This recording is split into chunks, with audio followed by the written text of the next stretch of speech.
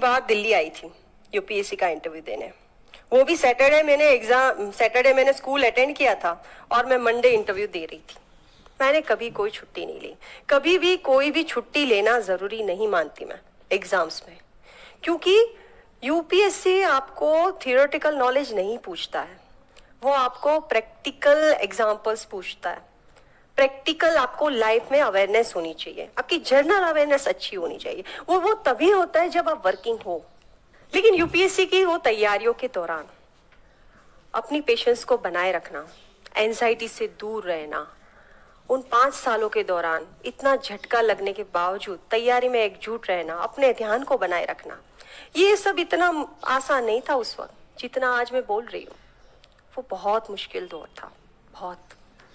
लेकिन सच बता रही हूँ, वो मुश्किल दौर आज भी मिस होता है मुझे, क्योंकि और मैं तो ये चाहती हूँ कि ऐसे मुश्किल दौर बार बार मेरी जिंदगी में आए, क्योंकि समस्याएं जब आपकी जिंदगी में आती है तो वो आपको सक्सेस दिलाने के लिए आती है, आगे बढ़ाने के लिए आती है, वो कभी आपको पीछे नहीं धकेलेगी। जब आप अपने कंफर्ट जोन से बाहर निकल जाते हैं तो थोड़े समय के लिए आपको बड़ी उलझन फील होती है, आपको लगता है कि हे भगवान अब कैसे होगा। लेकिन सफलता पाने के लिए आपको अपने कंफर्ट जोन से बाहर निकलना पड़ता है। मैं उस वक्त अपने कंफर्ट जोन से बाहर निकल चुकी थी, मेरे पास कोई रास्ता ही नहीं था। लेकिन जब आपके पास एक गोल स्पेसिफिक हो जाता है, उस वक्त आपको अकेलापन नहीं लगता। मैं उस वक्त बहुत अकेली पड़ गई थी। धीरे धीरे माँ बाप का साथ भी छूट जाता है।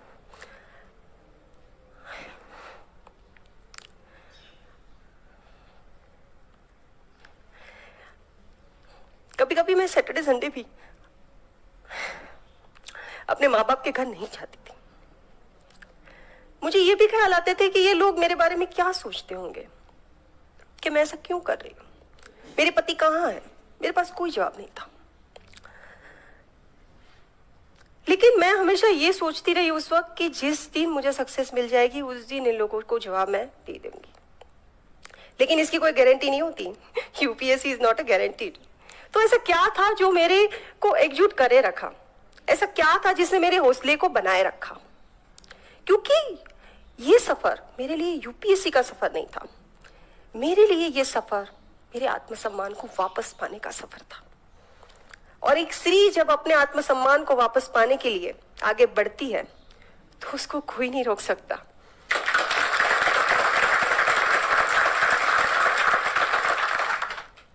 लेकिन एक और भी चीज है, उस वक्त मेरा अपने आप पे भी बहुत भरोसा था। एक और चीज पे भरोसा था मेरा, वो है मेरी पॉजिटिव थिंकिंग। मैं दुनिया में किसी भी चीज को, जिंदगी में किसी भी चीज को इम्पॉसिबल नहीं मानती, कभी नहीं मानती। मैं ये मानती हूं कि जो आप सोचते हो आप बनते हो। Thoughts become things. जिस दिन आप ये भरोसा अपने आप को दिला दोगे, उस दिन आपको सफल होने से कोई नहीं रोक पाएगा। और मैंने अपनी जिंदगी में जो सोचा, जैसा सोचा, उसको पॉजिटिव तरीके से सोचा, तो वो सच में पॉसिबल हुआ। और समाज जब आप कुछ नया कर रहे हो तब आप पे हंसता है, वो आप पे बिलीव नहीं करेगा जल्दी से, आपको आपका मजाक भी उड़ा सकता है। लेकिन जो नए रास्ते पे चलता है वही सफल बनता है।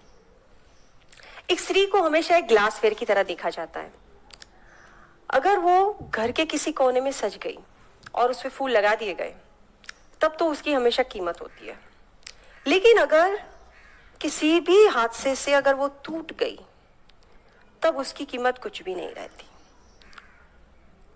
लेकिन अपने आप को किसी ग्लासवेयर की तरह मत बनाइए, उस आकार में से बाहर निकल जाइए। आपका एक अपना वजूद है, आपका एक अपना आकार है। और सफलता पाने के लिए मैं 3 चीजों को बहुत ही अहमियत देना पसंद करती हूँ। सबसे पहला, डिटर्मिनेशन। आपको डिटरमाइन होना पड़ेगा, कभी गिव अप नहीं करना है। जिंदगी में जो कभी गिव अप नहीं करता वही सफल होता है। दूसरी चीज, हार्डवर्क। आपको बहुत हार्डवर्क करना है। हार्डवर्क का कोई भी रिप्लेसमेंट नहीं होता है जिंदगी में। और तीसरा, पेशेंस। उस हार्डवर्क के समय में भी आपको अपनी पेशेंस बनाए रखनी है। वो पेशेंस ही आपको आगे ले जाएगी। लेकिन डोंट फॉलो एनीबॉडी, अपना अपना खुद का रास्ता बनाइए। किसी को फॉलो करने से वो रास्ता आपको नहीं मिलेगा। आपका रास्ता आपके अंदर है। आपका खुद का अपना रास्ता बनाइए और उस पे आगे चलिए। जिंदगी में कभी हार मत मानिए, सफलता आपका इंतजार कर रही है, बस लगे रहिए। जोश टॉक्स की टीम बहुत ही बढ़िया है, मतलब बहुत कोऑपरेटिव है और काफ़ी अच्छा लगा मुझे जोश टॉक्स में आके। मुझे अच्छा लगा कि मैं कोई मैसेज दे पाई। एक highly demotivated civil engineering student से लेकर के एक आईईएस ऑफिसर, और जहाँ पे मेरे को सिविल इंजीनियरिंग का सी नहीं पता था, वहाँ पे आईआईटी बॉम्बे में मुझे एडमिशन मिला after scoring 99.9 percentile in GATE examination. किसी भी फील्ड में किसी को आप अगर ग्रेट मान लेते हैं तो ग्रेटनेस एक्चुअली में है क्या? हमें ये लगता है कि शायद हम इस काम में सक्सेसफुल नहीं हो सकते, शायद ये काम हमारे लिए बना ही नहीं है। He might be very much hard working, हो सकता है कि बहुत ज्यादा डेडिकेटेड, बहुत ज्यादा कॉन्सेंट्रेटेड, बहुत ज्यादा फोकस्ड। ये सब के सब जो क्वालिटीज जो हैं, जो सारे वर्ड्स हैं, वो सारे एक ही क्वालिटी की तरफ जाते हैं और इसी क्वालिटी की मैं आज आप लोगों के साथ बात करने वाला हूँ।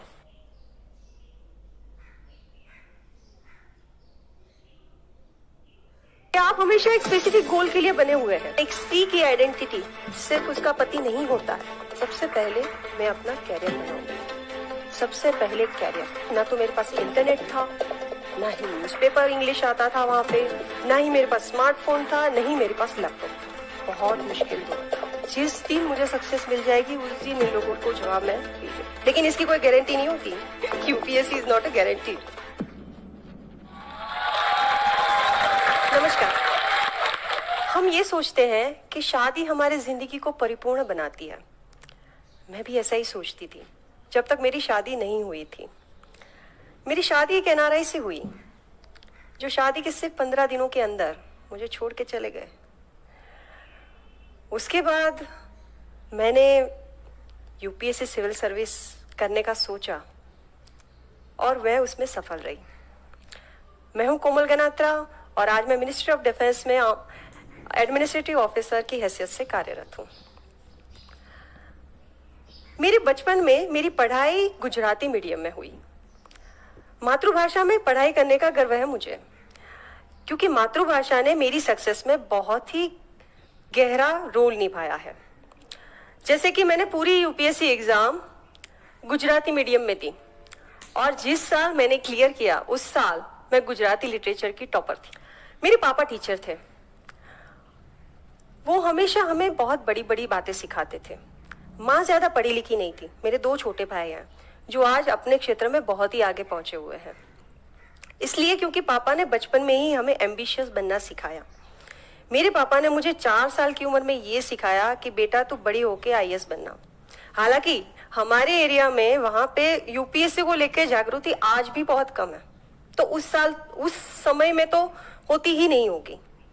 मैं बहुत छोटी सी थी, कुछ समझती नहीं थी, लेकिन मुझे ये पता था कि मेरे पापा मुझे बहुत इंपॉर्टेंस देते थे। हमारे घर में बेटा बेटी को लेकर कोई भेदभाव नहीं था।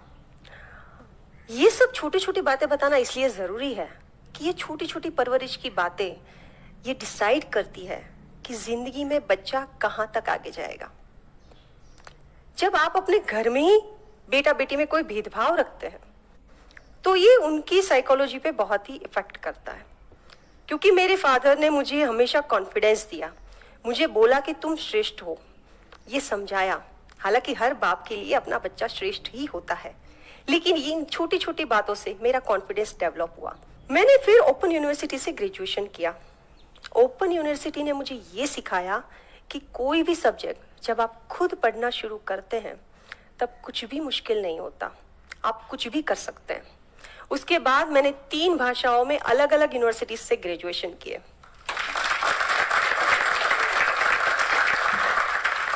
मैंने इंजीनियरिंग भी अपना डिस्टेंस लर्निंग से कंप्लीट किया, क्योंकि मुझे कॉलेज जाने का मौका नहीं मिला था, इसलिए मैं कुछ भी सीखने को तत्पर रहती थी।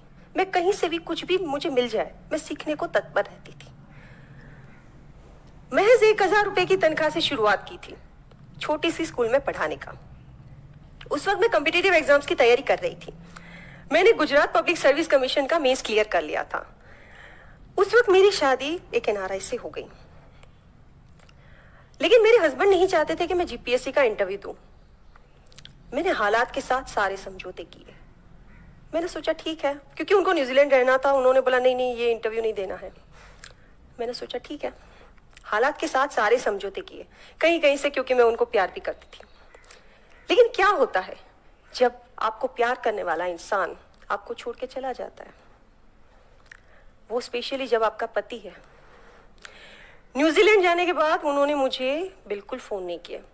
शादी के महज 15 दिनों के बाद न्यूजीलैंड चले गए थे। उसके बाद मेरी उनसे कभी बात नहीं हुई।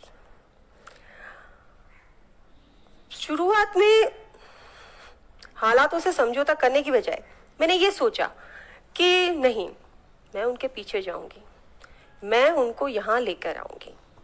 क्योंकि उस वक्त एकदम से मेरी दुनिया डामाडोल हो चुकी थी। मैं ये बता नहीं सकती अभी कि मैं उस वक्त क्या फील कर रही होंगी। वो इतना बड़ा झटका था जिसको समझाया नहीं जा सकता। उसको समझाने के लिए शब्द नहीं है मेरे पास।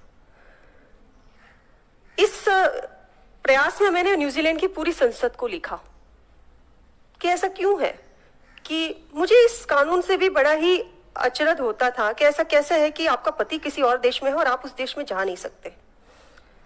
मुझे ये बेसिक ह्यूमन राइट्स के विरुद्ध लगा। मैंने पूरी न्यूजीलैंड की संसद को लिखा। न्यूजीलैंड के प्राइम मिनिस्टर ने भी मुझे जवाब दिया, सब लोगों ने मुझे जवाब दिया। लेकिन क्या किसी इंसान को फोर्सफुली वापस लाया जा सकता है? और क्या किसी इंसान के पीछे भागना आपकी जिंदगी का मकसद हो सकता है? नहीं, कभी नहीं। मुझे समझ में आया कि आप हमेशा एक स्पेसिफिक गोल के लिए बने हुए हैं और उस गोल को, उस क्षमता को आपको पहचानना होता है। किसी इंसान के पीछे भागना आपकी जिंदगी का लक्ष्य नहीं होता है।